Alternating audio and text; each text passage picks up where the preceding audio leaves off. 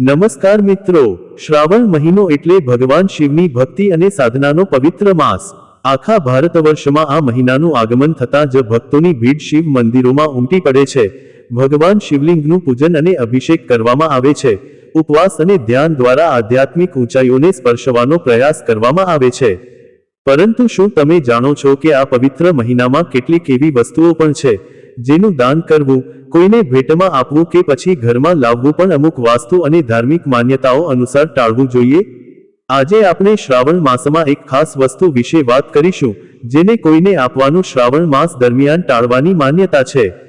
શ્રાવણ મહિનામાં તમે આ વસ્તુ કોઈને આપી રહ્યા છો તો થોભી જજો, કારણ કે ધાર્મિક માન્યતા પ્રમાણે આ એક વસ્તુ આપતી વખતે ખાસ સાવચેતી રાખવી જોઈએ। આખી વાત જાણ્યા વગર કોઈ નિર્ણય ન લેતા। આ માહિતી વિવિધ ધાર્મિક પરંપરાઓ, લોકમાન્યતાઓ અને વાસ્તુ સાથે જોડાયેલી માન્યતાઓ પર આધારિત છે। આ બાબતોને વૈજ્ઞાનિક રીતે સાબિત થયેલા નિયમો અથવા ભવિષ્યની ગેરંટી તરીકે ન લેવી। શ્રાવણ માસ એ હિન્દુ વૈદિક પંચાગ વિક્રમ સંવતનો 10મો મહિનો છે અને શક સંવતનો 5મો મહિનો છે। આ મહિનાનું નામ શ્રવણ નક્ષત્ર પરથી પડ્યું છે, કારણ કે શ્રાવણની પૂનમના દિવસે ચંદ્ર શ્રવણ નક્ષત્રમાં રહે છે। શ્રાવણ માસનો સંબંધ સમુદ્ર મંથનની દિવ્ય ઘટના સાથે પણ જોડવામાં આવે છે, જ્યારે સમુદ્ર મંથન દરમિયાન નીકળેલા વિષને ભગવાન શિવે પોતાના કંઠમાં ધારણ કરીને આખી સૃષ્ટિની રક્ષા કરી હતી। આ જ કારણે તેઓ નીલકંઠ કહેવાયા અને ત્યારથી આ માસ તેમની આરાધના માટે વિશેષ માનવામાં આવે છે। શ્રાવણ મહિનામાં ભગવાન શિવ સાથે ભગવાન વિષ્ણુના શ્રીધર સ્વરૂપની પૂજા કરવાનું પણ વિધાન છે।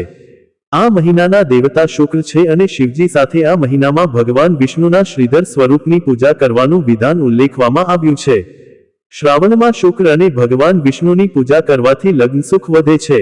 શ્રાવણ મહિનો દાન પુણ્ય માટે પણ ખૂબ જ મહત્વપૂર્ણ માનવામાં આવે છે। ધાર્મિક માન્યતા મુજબ શ્રાવણ મહિનામાં ધાર્મિક વિધિઓ અને દાન કરવાથી ભગવાન શિવજીનો આશીર્વાદ, સુખ અને શાંતિ મળે છે। શિવ પુરાણ પ્રમાણે શ્રાવણ મહિનામાં દાન કરવાથી દરેક પ્રકારના સુખ, વૈભવ અને પુણ્ય મળે છે।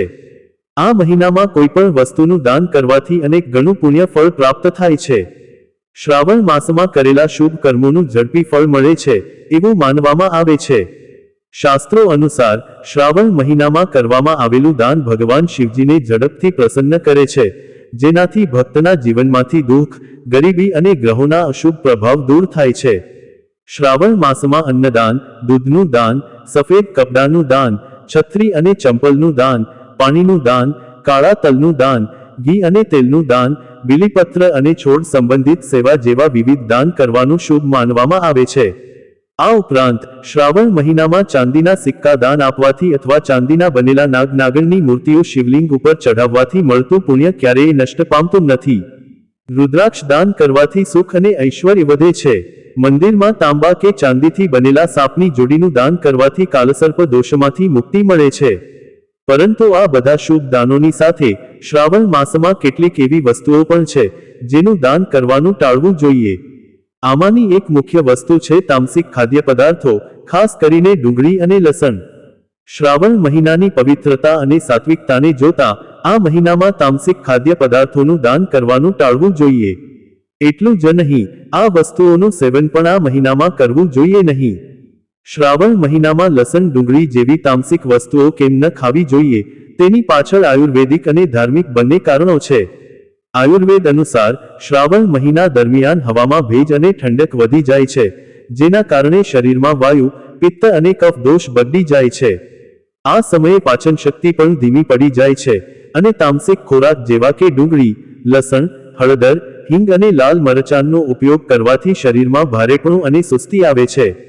ધાર્મિક દૃષ્ટિકોણથી શ્રાવણ મહિનો ભગવાન શિવની ભક્તિ અને સાધના માટે સમર્પિત છે અને આ સમયે સાત્વિક આહાર લેવો જોઈએ। તામસિક ખોરાક મનને અશાંત અને સ્થિર બનાવે છે, જે ભક્તિ અને ધ્યાનમાં અવરોધ ઊભો કરે છે।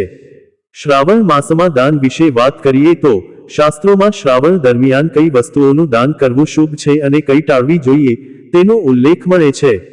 શ્રાવણ માસમાં યથાસંભવ દાન પુણ્ય કરવું જોઈએ। શ્રાવણ માસમાં ફૂલ, ફળ, તુલસીની મંજરી, બીલીપત્રથી શિવજીની પૂજા કરવી જોઈએ। શ્રાવણમાં શાકના ત્યાગનું પણ મહત્વ છે। શ્રાવણમાં દરરોજ અતિરુદ્ર, મહારુદ્ર અથવા રુદ્રમંત્રથી શિવલિંગનો અભિષેક કરવો જોઈએ। સ્કંદ પુરાણ પ્રમાણે શ્રાવણ મહિનામાં એકટાણું કરવું જોઈએ, એટલે એક જ સમયે ભોજન કરવું જોઈએ. સાથે જ પાણીમાં બીલીપાન કે આંબળા મિક્સ કરીને સ્નાન કરવું જોઈએ. શ્રાવણ મહિનામાં સોમવાર કે શનિવારે કાળા તલનું દાન કરવાથી શનિદેવનો અશુભ પ્રભાવ ઓછો થાય છે અને રાહુ કેતુની આડઅસરો પણ ઓછી થાય છે. રુદ્રાક્ષનું દાન કરવાથી માન સન્માન વધે છે અને આયુષ્ય પણ વધે છે. પરંતુ તામસિક ખાદ્ય પદાર્થો, ખાસ કરીને ડુંગળી અને લસણ, શ્રાવણ માસમાં દાન કરવા યોગ્ય માનવામાં આવતા નથી. શ્રાવણ મહિના દરમિયાન તામસિક ભોજન કરવું નહીં, એવો ઉલ્લેખ પણ મળે છે. આ મહિનામાં વધારે મસાલેદાર ભોજન પણ કરવું જોઈએ નહીં. આના પાછળનું કારણ એ છે કે તામસિક ખોરાક મન અને શરીર પર નકારાત્મક અસર કરે છે, જ્યારે શ્રાવણ માસ સાધના, સંયમ અને સેવા દ્વારા ઈશ્વર સાથે જોડાવાનો સમય છે. આ સમય દરમિયાન સાત્વિક આહાર, શુદ્ધ વિચારો અને અનુશાસિત જીવનશૈલી અપનાવવાની સલાહ આપવામાં આવે છે. શ્રાવણમાં સાત્વિક આહાર લેવાથી મન શાંત રહે છે, ભક્તિમાં ધ્યાન કેન્દ્રિત થાય છે અને આધ્યાત્મિક ઉન્નતિ થાય છે. તામસિક ખોરાકના દાનથી અન્ય વ્યક્તિ પર પણ નકારાત્મક અસર થઈ શકે છે, તેથી તેને ટાળવું જોઈએ. શ્રાવણ માસમાં તામસિક ખાદ્ય પદાર્થોના દાન સંબંધિત એક બીજી મહત્વની બાબત એ છે કે આ વસ્તુઓનું દાન કોને કરવું જોઈએ નહીં. શાસ્ત્રોમાં ઉલ્લેખ છે કે બ્રાહ્મણો અને સાધુ સંતોને તામસિક ખોરાકનું દાન કરવું ટાળવું જોઈએ, કારણ કે તેઓ સાત્વિક જીવનશૈલી અપનાવે છે. આ સિવાય શ્રાવણ માસમાં વ્રત રાખનારાઓને પણ તામસિક ખોરાક આપવો ન જોઈએ. જો કે એવી પણ માન્યતા છે કે જો કોઈ વ્યક્તિ તામસિક ખોરાક ખાવા માટે આતુર હોય અને તેને તેની જરૂર હોય તો તેને આપવો જોઈએ. પરંતુ સામાન્ય રીતે શ્રાવણ માસમાં તામસિક ખાદ્ય પદાર્થોનું દાન ટાળવું જ વધુ સારું છે. આ ઉપરાંત શ્રાવણ માસમાં માંસાહારી ખોરાક અને કોઈપણ પ્રકારનો નશો કરવો જોઈએ નહીં. આ વસ્તુઓ પણ તામસિક ગણાય છે અને તેનું દાન કરવું શ્રાવણ માસમાં ટાળવું જોઈએ. શ્રાવણ માસમાં બ્રહ્મચર્યના નિયમોનું પાલન કરવું જોઈએ. બપોરે સૂવું નહીં. આ મહિનામાં બંને સમયે સવાર સાંજ ભોજન કરવું નહીં. એક સમય ફળાહાર કરવો જોઈએ. આ તમામ નિયમો શ્રાવણ માસની પવિત્રતા અને સાત્વિકતાને જાળવવા માટે બનાવવામાં આવ્યા છે. હવે પ્રશ્ન એ ઊભો થાય છે કે શ્રાવણ માસમાં આપણે કઈ પરિસ્થિતિમાં તામસિક ખાદ્ય પદાર્થોનું દાન કરી શકીએ? જો કોઈ વ્યક્તિ ગંભીર રીતે બીમાર હોય અને તેને ડુંગળી કે લસણની જરૂર હોય તો તેને આપી શકાય. પરંતુ આ પણ શ્રાવણ માસમાં ટાળવું જોઈએ. જો કે કેટલીક પરંપરાઓમાં શ્રાવણ માસ દરમિયાન પણ તામસિક ખોરાકનું દાન કરવામાં આવે છે, ખાસ કરીને શનિવારે શનિદેવને પ્રસન્ન કરવા માટે. પરંતુ આ એક અલગ પરંપરા છે અને તે બધા લોકો માટે લાગુ પડતી નથી. સામાન્ય રીતે શ્રાવણ માસમાં તામસિક ખોરાકનું દાન ટાળવું જ વધુ સારું છે. શ્રાવણ માસમાં દાન કરતી વખતે કેટલીક સાવચેતીઓ પણ રાખવી જોઈએ. પ્રથમ, દાન શુદ્ધ ભાવના અને નિસ્વાર્થ ભાવથી કરવું જોઈએ. દાન કરતી વખતે કોઈ અપેક્ષા ન રાખવી જોઈએ. બીજું, દાન એવી વ્યક્તિને કરવું જોઈએ જેને તેની ખરેખર જરૂર હોય. ત્રીજું, દાન કરતી વખતે યોગ્ય મંત્રોનો જાપ કરવો જોઈએ જેથી દાન પુણ્યદાયી બને. ચોથું, દાન કર્યા પછી તેનો બડાઈ કરવી ન જોઈએ. પાંચમું, દાન કરતી વખતે ભગવાન શિવનું સ્મરણ કરવું જોઈએ. શ્રાવણ માસમાં તામસિક ખાદ્ય પદાર્થોના દાન સંબંધિત લોકમાન્યતાઓ અલગ અલગ પ્રદેશોમાં અલગ અલગ હોઈ શકે છે. કેટલાક પ્રદેશોમાં લોકો શ્રાવણ માસમાં ડુંગળી અને લસણને સંપૂર્ણપણે ટાળે છે, જ્યારે અન્ય પ્રદેશોમાં લોકો તેનું સેવન કરે છે પરંતુ તેનું દાન ટાળે છે. આ લોકમાન્યતાઓ સમજવી મહત્વપૂર્ણ છે, કારણ કે તે આપણા સાંસ્કૃતિક વારસાનો ભાગ છે. આ માન્યતાઓનો હેતુ લોકોને શ્રાવણ માસની પવિત્રતા અને સાત્વિકતાને સમજવાનો છે. શ્રાવણ માસમાં તામસિક ખાદ્ય પદાર્થોના દાન સંબંધિત આ માહિતીને સમજવી જોઈએ, પરંતુ તેને અંધશ્રદ્ધા તરીકે ન લેવી જોઈએ. આ માન્યતાઓનો હેતુ લોકોને સાત્વિક જીવનશૈલી અપનાવવા અને શ્રાવણ માસની ભક્તિનો લાભ લેવા માટે પ્રેરિત કરવાનો છે. આ માન્યતાઓને આધ્યાત્મિક અને સાંસ્કૃતિક સંદર્ભમાં સમજવી જોઈએ, ન કે કડક નિયમો તરીકે. દરેક વ્યક્તિ પોતાની શ્રદ્ધા અને સમજણ અનુસાર આ માન્યતાઓનું પાલન કરી શકે છે. અંતે, શ્રાવણ માસમાં તમે તમારા આહાર અને દાનમાં સાત્વિકતાને અપનાવો. તામસિક ખાદ્ય પદાર્થોનું દાન કરવાને બદલે અન્ન, ફળ, ફૂલો અને ધાર્મિક સામગ્રીનું દાન કરો. આ વસ્તુઓ સાત્વિક ઉર્જા ધરાવે છે અને તેનાથી ઘરમાં સુખ, શાંતિ અને સમૃદ્ધિ આવે છે.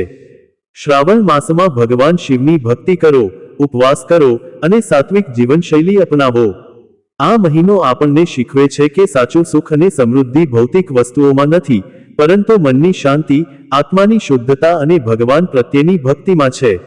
જો તમને આ માહિતી ઉપયોગી લાગી હોય તો કૃપા કરીને આ વિડીયોને લાઈક કરો, શેર કરો અને અમારી ચેનલને સબસ્ક્રાઇબ કરો. આવી જ બીજી ઉપયોગી અને માહિતીપ્રદ સામગ્રી માટે અમારી સાથે જોડાયેલા રહો. તમારા પ્રશ્નો અને સૂચનો કોમેન્ટમાં જરૂરથી લખો. શ્રાવણ માસની તમામ શુભકામનાઓ. હર હર મહાદેવ.